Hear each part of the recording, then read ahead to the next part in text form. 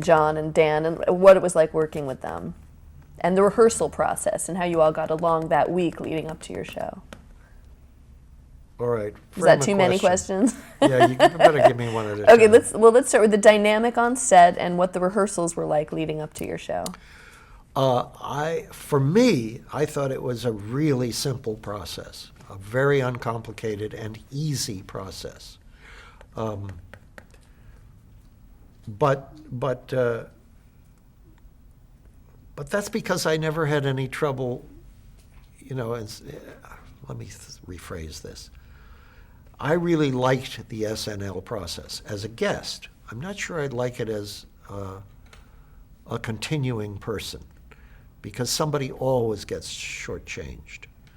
Some writer is left out of the mix. Some actor doesn't have enough to do. It's tough. But as a host,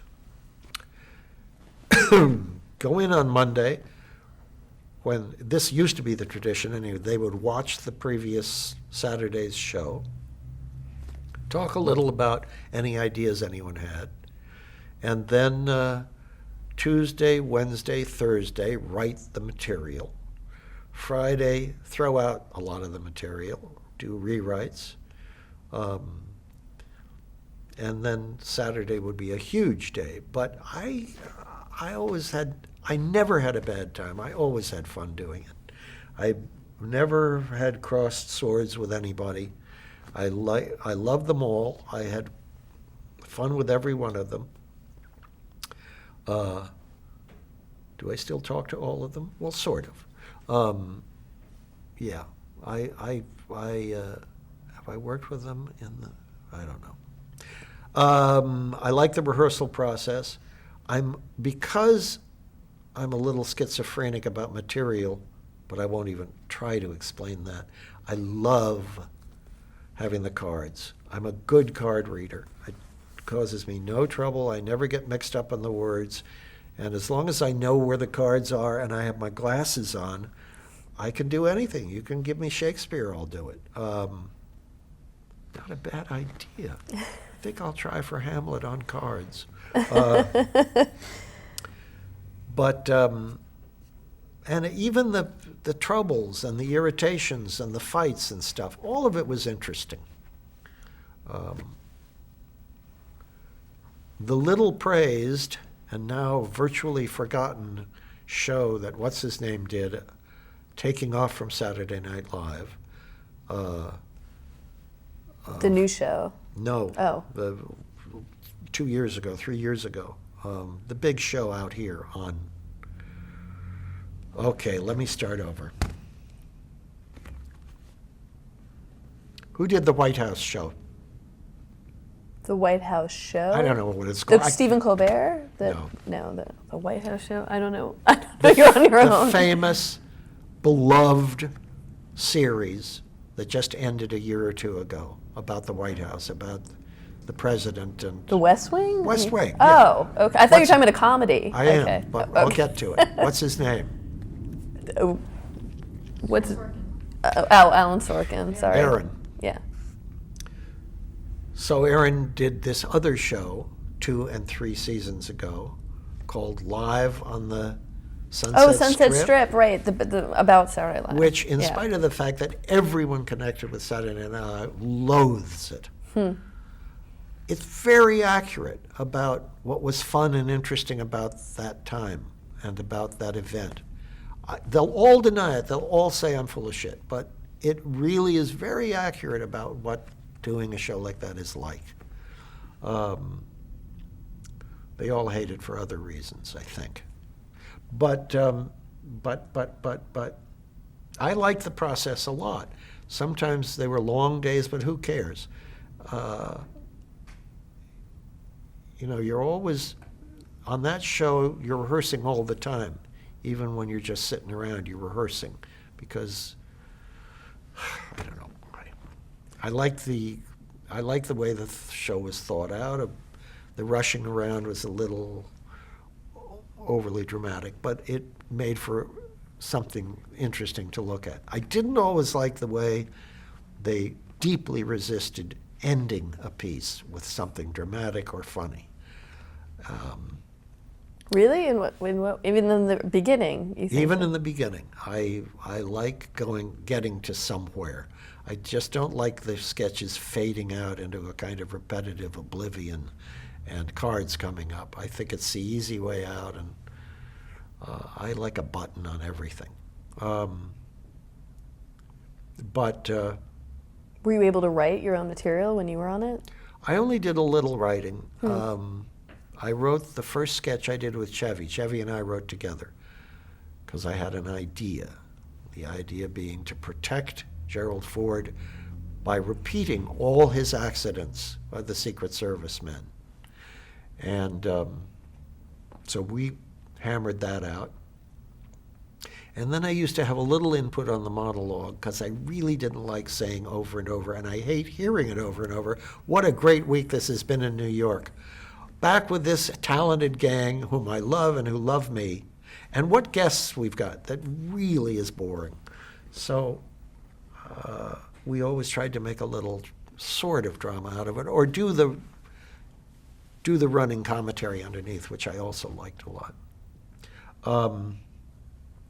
What was I talking about? Oh, the process. The process was, for me, always fun. I liked rehearsing, and I liked not rehearsing, and I liked the rewrites, and I liked doing it. It was like all things on stage. I always think it's over too soon. Was any of the with the other cast members that lifestyle of staying up till 3 a.m. and hammering it out till it's done? And Everybody did that except Jane, who had a life of right. her own and was smart enough to go to it. I was fine up until, I wasn't good till dawn. I was good till 3. But there was never, I worked on a couple of other sketches a little bit, with, saying, well, what if we did this or said that? But I mostly didn't interfere with the writers. They knew what they were doing. There are a few I'd like to take credit for. There are a few that are sort of unsung that I was in that I loved, like the Sodom Chamber of Commerce. I was so fond of the idea that I could have done that for a long time. You don't have to love anal sex to love Sodom, and other jokes of that nature. And of course, one of the top of the list is Lord and Lady Douchebag, which was such a brilliant idea. it didn't get old. No, Never gets old. no, it's so good. And stuff like that. Do you remember anything about the remote broadcast from Mardi Gras? Oh, do I? Yes, the remote was a complete and total mess, but that's what made it interesting for us. Jane and I weren't, well, everybody did something different.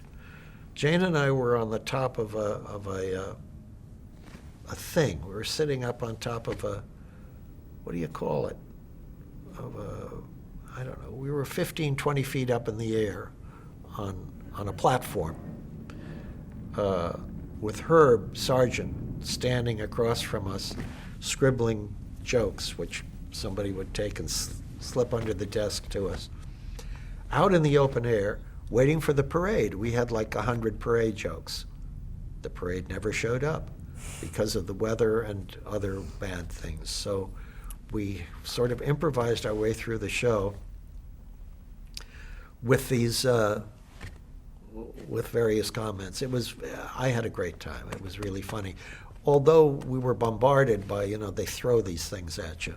They throw these terrible little necklaces and stuff at you and try to hurt you. And they did. While everybody else was wandering around the city trying to do sketches and bits, and Randy Newman was playing beautiful music in the nice hall, sheltered from the rain and stuff. And I don't think all the actors were happy about the show. But I liked it. And we got to eat in great restaurants. Always important. Yes. No, you hosted the last time was in 1980. That's when we shut the lights off. Yeah, can you talk about that experience? Well, Lorne was leaving the show, and the cast was leaving the show. Danny and and John had already left, and Chevy had left. But the end of the show, I said goodnight to the audience, and said goodbye. And the camera followed all of us out into the hall to the elevators, and we got into an elevator or two, and the doors closed, and we went away, and the lights went off. I thought it was a really classy closing. But those were the days nobody expected to be back. I have not been back. Yeah, why have you not been back? Because I said goodbye. I loved the show. I loved doing it. Under perfect conditions, I would love to do it again. But, I said goodbye. And I meant it at the time. So I think I shouldn't. Now, you went on with Lorne to create the new show after this. Such as it was, And it yeah. was such a great, the little I've seen of it is so great. I mean, can you talk about what that was about? Why you think it didn't? Nothing wasn't played able- out like it was supposed to. It didn't have the values of live television, and it didn't have the values of not live television. It was caught in some limbo land in between. I think everybody was still looking for a place to be. I don't know. The writers weren't working very well. It was top heavy with huge sets and production stuff, and relied mostly on the influence with the audience of the guests each week. The regular company was me and Dave Thomas, and John Candy? no, he was Oh, a no. guest. Valerie whose last name I forget. Valerie Bromfield, Good. and Dave Thomas and me, and we weren't an interesting enough nucleus. I did like doing the stuff with David that I did in our section, which was that version of Update, which was really supposed to be a parody of Hollywood Tonight, one of my most loathed shows. And so we, wandered around, and it gave us a chance it gave me a chance to unload a lot of anti-Hollywood stuff, and it gave Dave a chance to do a lot of his wonderful impressions. And it gave me a chance to take a camera and go out and improvise those pieces during the week, which I really liked doing. And then I thought the sketches weren't very good. They were so top-heavy. They were such big ideas. But we get good stuff out of the guests, like John Candy and others, and Steve, and folks like that. But it was very expensive, apparently, to do.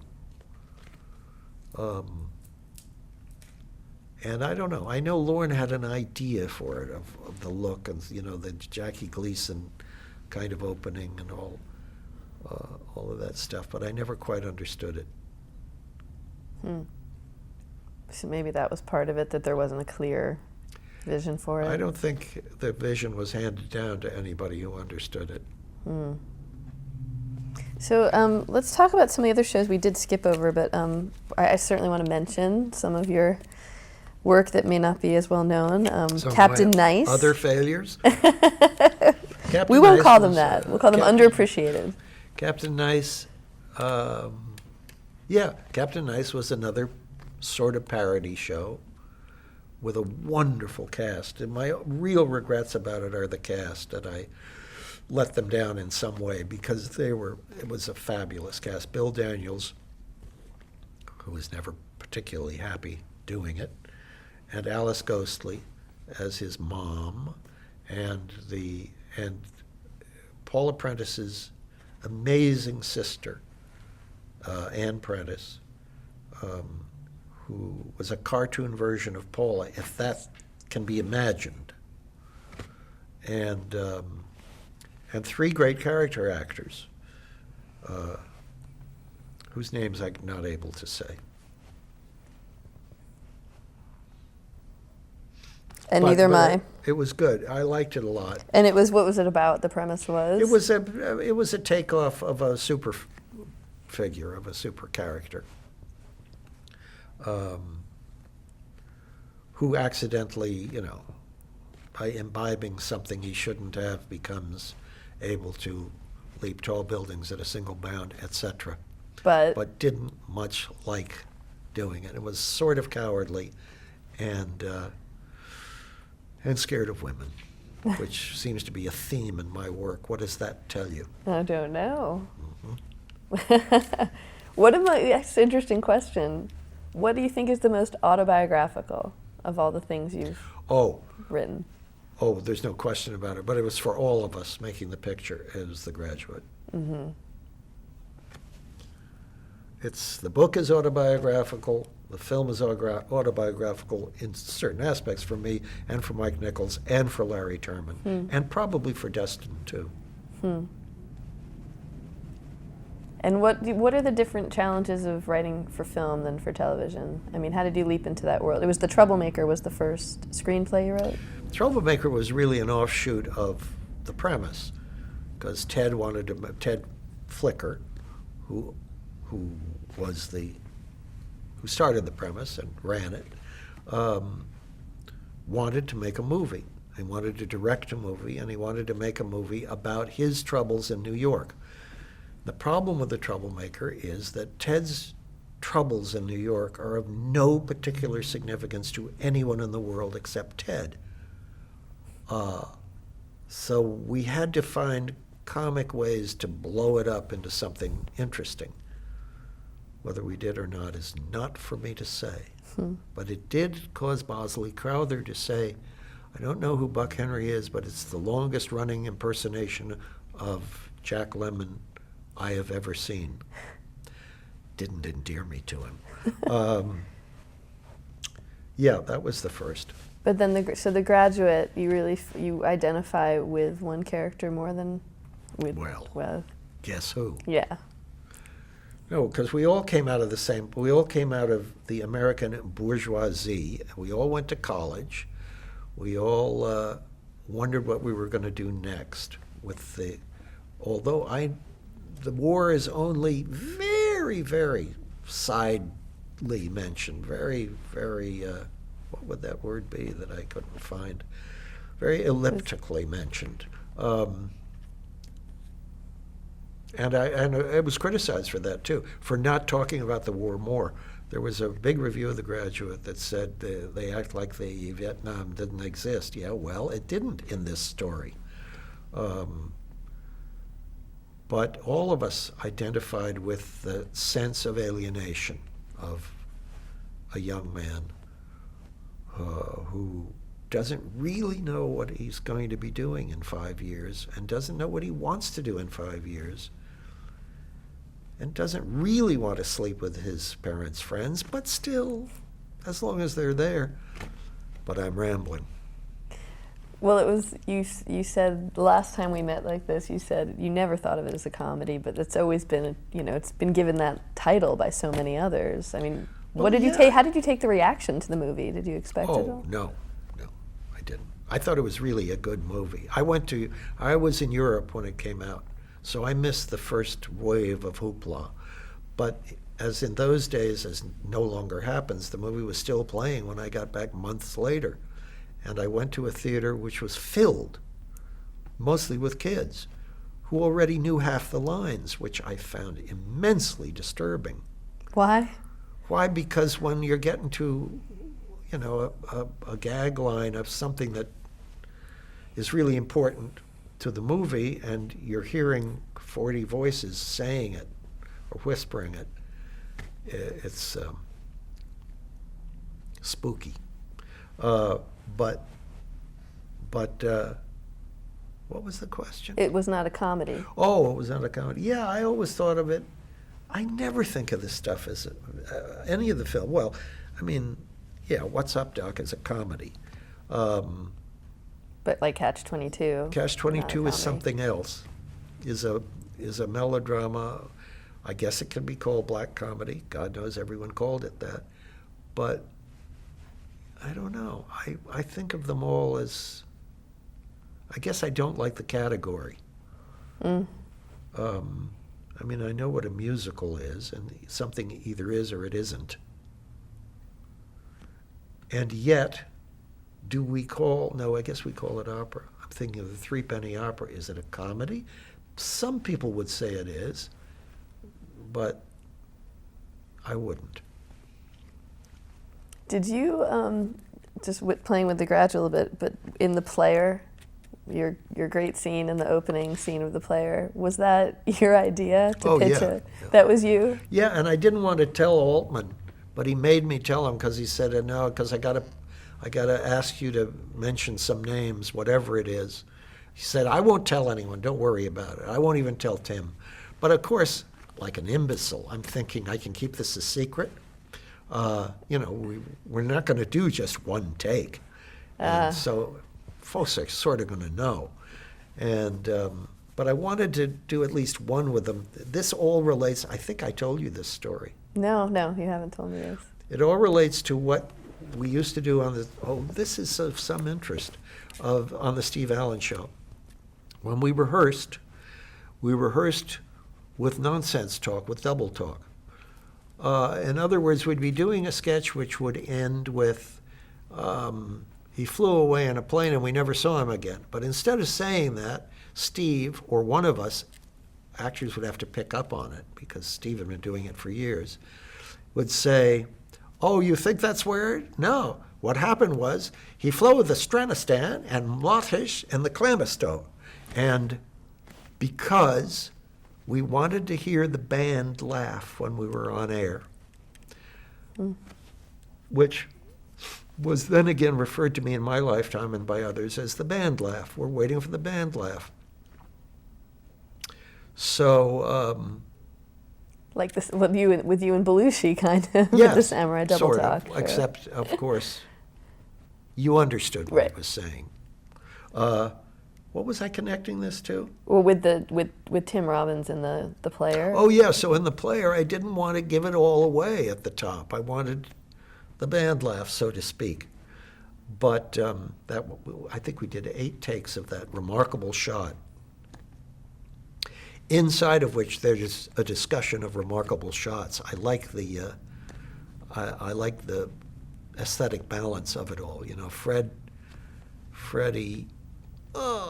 what's his name, and I are walking across the lot, across the... Ward. Is it Fred Ward? Fred Ward and I are walking across the parking lot after I come out of Tim Robbins' office. And I can't remember why he starts talking about Orson Welles' famous shot that goes on and on. I said, well, Bertolucci has one that's... We're talking about long shots while Right. we're in the middle of this long shot, which I always found amusing. But yeah, it was fun doing that. We did 8 takes, and I'm sure the take he used, because there was no way to cut into it, was probably the last one or maybe the penultimate one. So by the time we got them through, I had started to change the material, which was sort of pointless. I mean, and add more absurd things to it about She had cancer. what her disease was, that was she was living upstairs, and jokes about Simon and Garfunkel, and it was all pretty silly. Have you ever been in that position where you were pitching to someone much younger on a Hollywood set for an idea that you wanted?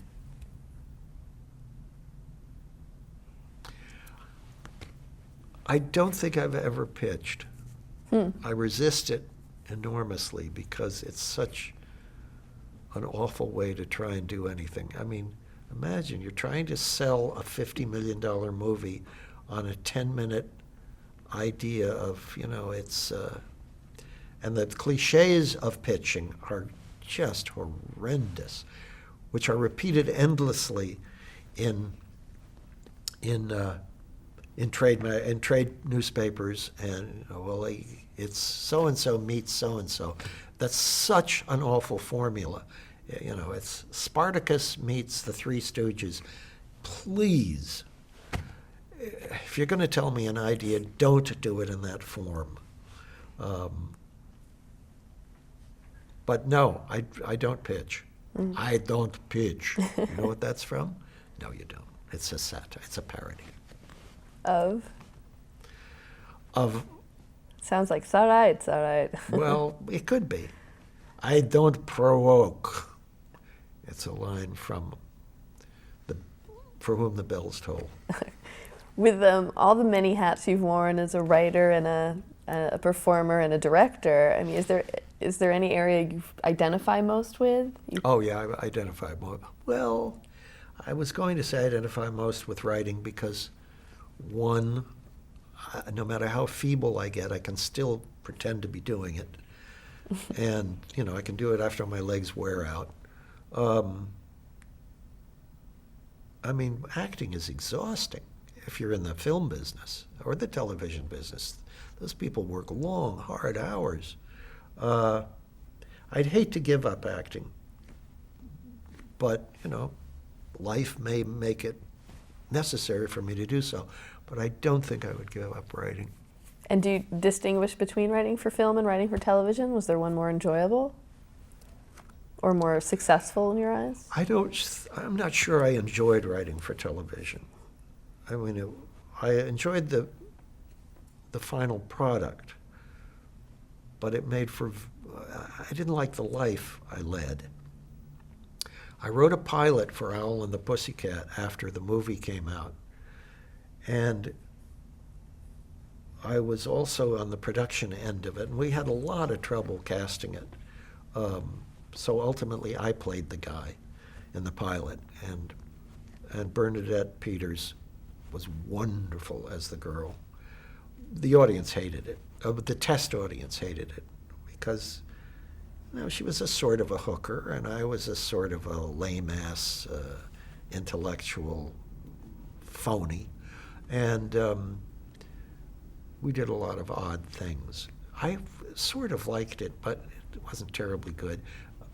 What was the point of this? Oh, yeah.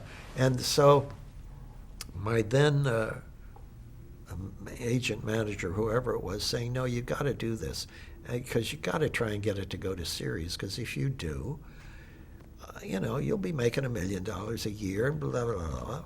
And I thought, yeah, but I am so exhausted after the pilot to do this, to do 32 of these or whatever it is a year. That's the end of my life. I don't, I can't go on a date. I can't travel at all. It's not the way I want to live. So I left the country to go to something. And when I came back, it had been canned, scrapped, and people were commiserating with me. And I was, it's all right. Not a problem. For some of your more recent appearances, can you talk a little bit about how they came about, like 30 Rock? Did they call you specifically for that role? They did. I don't know who called me, and I don't know whose idea it was. It was great. I mean, I mean, maybe it was Lauren's idea. I just don't know. I just thought, great, I'll show up. I mean, I do think the show is brilliant. Were your parents that supportive of your own aspirations to go this road, as the Liz Lemon parent characters are? Oh, no. No, they were very proud of me when I did stuff, but they always thought that, and it's interesting because my mother, having been in the business, I always used to forget it, that I didn't have to explain what a set was or what a studio was or any of that, because she knew long before I did. But I think their concerns were that it's a crapshoot, and I would be much better with my personality and education and doing something, in the world that stays together, unlike the one we're in right now. If you were in publishing, or if you owned a bookstore, or if you worked in advertising, real stuff, paying real money with a real future, instead of the fly-by-night ridiculousness of the theater and film. But actually, what I would go back to, if God said you got to choose one thing now, I think I would probably say theater, because it was my first love. And when I was, you'll find this hard to believe, when I was 5 and 6 years old, I dreamed of being on Broadway. And it wasn't until I was quite old that I actually was on Broadway. And it was like going back to a part of my life that I'd almost forgotten about. And the pleasure of walking each evening from my apartment to the theater was something so weirdly special that's the answer I would have to give to her if she said you can only do one thing. I also have to add, though, that at the same time, when I'm working in a show, I don't do any work otherwise. I don't try to write anything. And because I'm incredibly lazy, that's another happy aspect of it. But it probably took the whole journey to go back to Yeah. the theater to appreciate it fully like that. It did. So, so we're getting to our little wrap-up section, and but before I jump there, actually, I do want to mention one other recent appearance, which was The Daily Show, which we talked about earlier. But did Jon Stewart call you? He must have been a fan of yours. Somebody called me from the show, but I don't know who, and I don't know under whose instructions. But to you, to do it, almost like a full circle from that was the week that was. Oh, absolutely, yeah. Yeah, I love doing it. I've done it twice. I have no idea why they haven't called me again, because I had a really good time doing it, and I thought that they had a good time. Who knows? But yes, I like it. I wish I could do it once a month or whatever. What has the format of television in general changed, but specifically for that political, commentary, political humor, specific genre? Are there more freedoms now, or are there less? There's much more freedom now. Yeah, there's no comparison. But the average person doesn't know or care whether they're watching network or cable. All they're probably aware of is, I'm not watching very many commercials, and that's nice. But the freedom now is, the stuff Sorkin did for, 5 years? With a clear political agenda. None of that. You couldn't do any of that 25, 30 years ago. Sometimes I think it's a little too free, and it's refusal to edit out any kind of language or opinion.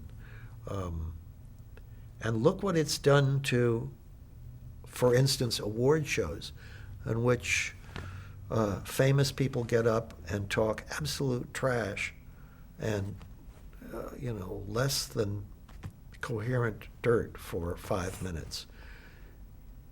I couldn't believe the language on the last Independent Film Awards show I watched. I just thought it was sad. I know that we're reflecting the way we talk, some of us talk in real life, but I think it's a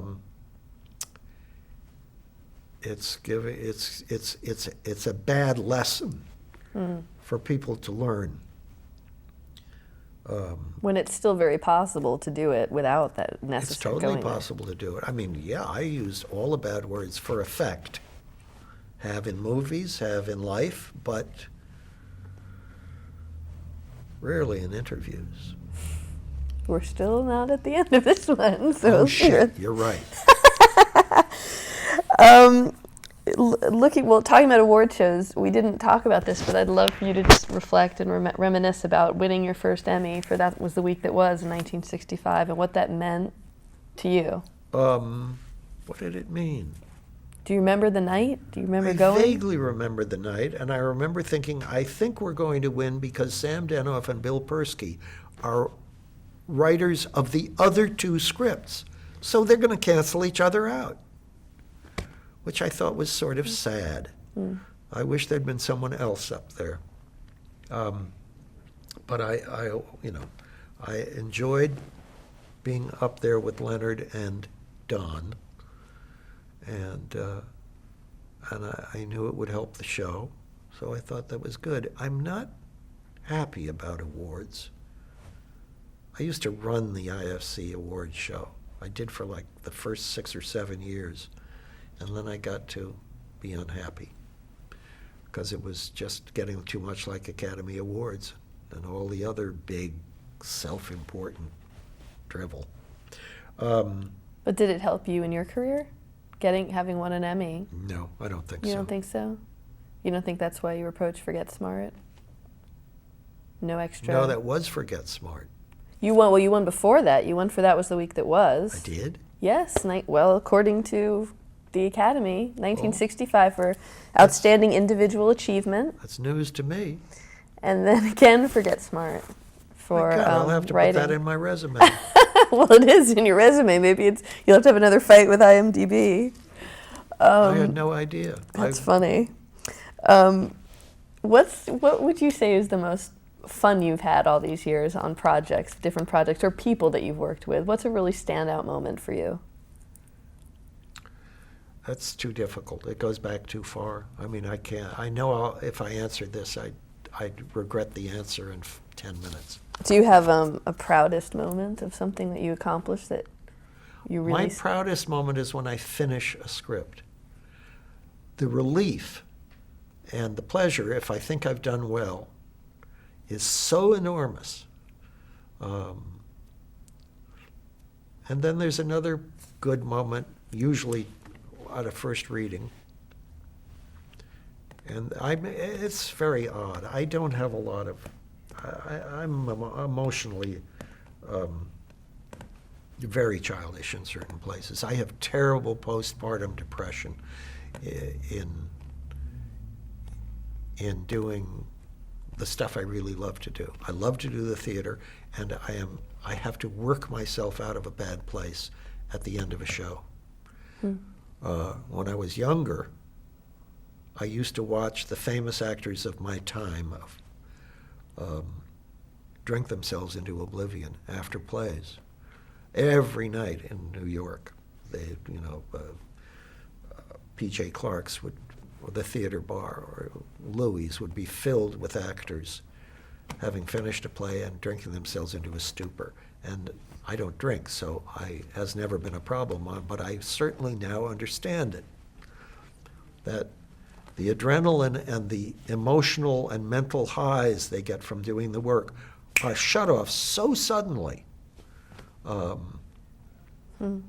that something bad can happen. That's why a lot of actors are so crazy. Mostly theater actors. And I've worked with a number of them that have needed help, and sometimes have gotten it. So I don't have, I like it when I'm on stage. Those maybe are the most interesting moments. Or when film is different. Film and television are different. I like to see people successfully doing something I've written. That's a happy moment. But nothing lasts forever. I know you've been asked a million times what advice you would give to an aspiring writer, but is there anything you can think of that you wish you had known when you were first starting, that you wish someone had just told you up front? I don't think I've learned that much. The stuff I've learned, and it's learned is probably not the right word, is how to put the words down in a certain order. And that's just from doing it. The only thing I would suggest is, and I say this, it's very hypocritical because I don't really follow it, is that if you think you're a writer, you better start to try to write every day. Doesn't matter whether it's any good or not. Doesn't matter whether it's total pointless, mind-boggling junk. You should put something down, because the great ones, and I'm not one of them, wrote, had their, I got to do 600 words today or I will not let myself eat. From Hemingway down to down to sitcom writers. You got to put the stuff on paper so you have something to throw away or amend or abridge or to loathe or possibly to really fall in love with. It's got to be there. And that's the only thing I would suggest.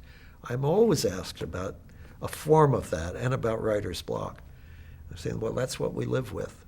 You know, if you're a hunter, you live with the possibility of a bear eating you. Name of the game. Have you encountered that severely? The bear? No, the block? form of bear known as block, yeah. All the time. And you get it across it how? Desperation, fear, humiliation, all the bad stuff. I wish I could do what writers of my generation, some of them do, which is just let it, open the gate and let it come out. I envy them. I think it's admirable. It's hard for me to do. That's why I liked writing for television, because I had to. I had to do something every day. I mean, I was just as thrilled writing a crossover, as they were called, for Gary and Durward, as I was for writing a scene for a movie. Because the sense of accomplishment is just as keen. I worked with a writer once whose ideal was such a funny ideal. Most will say, well, I want to have a great play written, or I want to write a great movie or American novel or something. And this guy, all he wanted to do was write a sketch for some musical comedy show like Sonny and Cher, something as, kind of not significant in the history of entertainment. He just wanted to write a sketch for some comedy variety show. And he worked for a short time for Gary, and then I think he was fired because he made people nervous.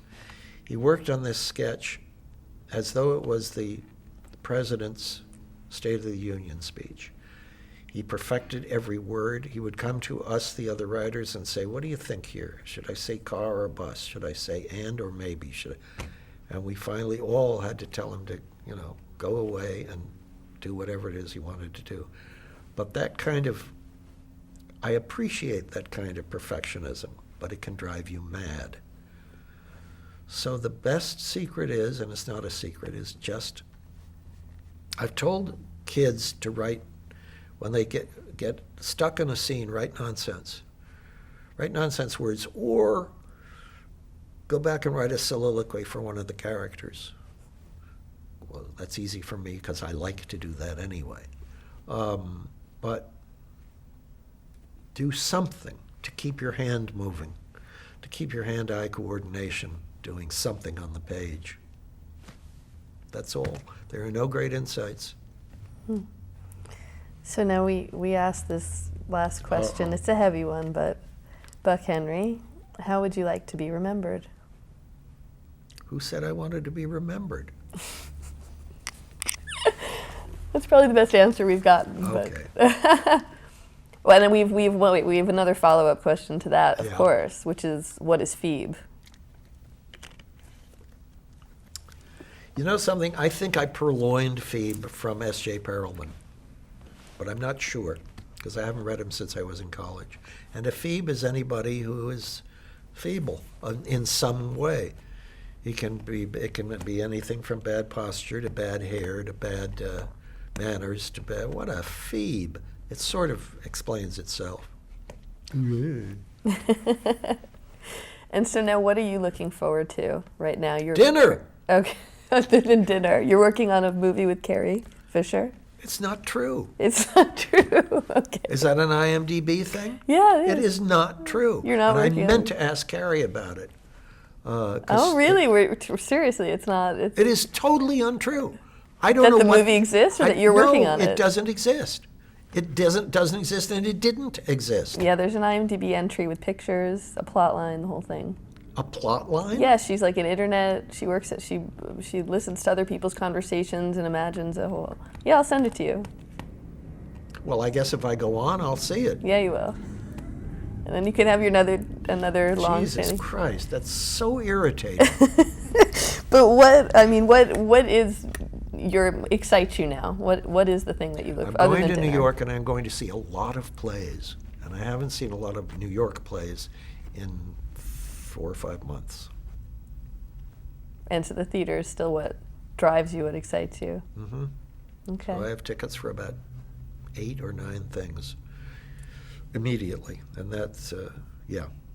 And then maybe I'll get some work done, maybe.